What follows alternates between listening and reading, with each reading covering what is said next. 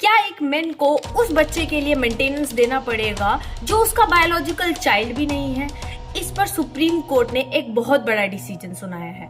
Indian evidence act section 112 बात करता है प्रिजम्पशन ऑफ लेजिटिमेसी। इसका मतलब ये है कि अगर शादी के दौरान कोई बच्चा पैदा होता है तो जिस लड़के के साथ शादी होती है उसी हस्बैंड को उसका फादर माना जाता है और इसे चैलेंज करना बहुत मुश्किल होता है। लेकिन इस केस में हस्बैंड ने चैलेंज किया कि ये बच्चा उसका नहीं है और डीएनए टेस्ट की भी मांग की।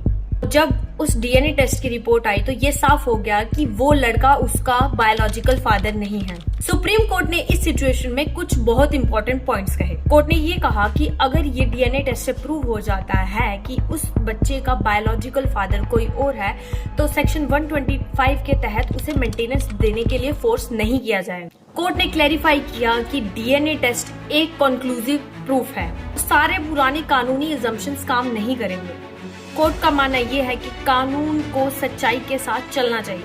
अगर ये प्रूफ हो गया है कि इस मैन का बायोलॉजिकल कोई लिंक ही नहीं है तो इस पर फाइनेंशियल बर्डन डालना गलत है। इसका मतलब ये नहीं है कि कानून बच्चे के खिलाफ है, लेकिन मेंटेनेंस की लीगल रिस्पॉन्सिबिलिटी सिर्फ और सिर्फ बायोलॉजिकल फादर की होती है। ये क्लियर हो गया है कि अगर डीएनए रिपोर्ट से ये साबित हो जाता है कि जो मेन है वो बायोलॉजिकल फादर नहीं है तो मेंटेनेंस देने की लायबिलिटी खत्म हो जाती है। आपको क्या लगता है कि ये फैसला सही है या गलत? कमेंट सेक्शन में जरूर बताइएगा।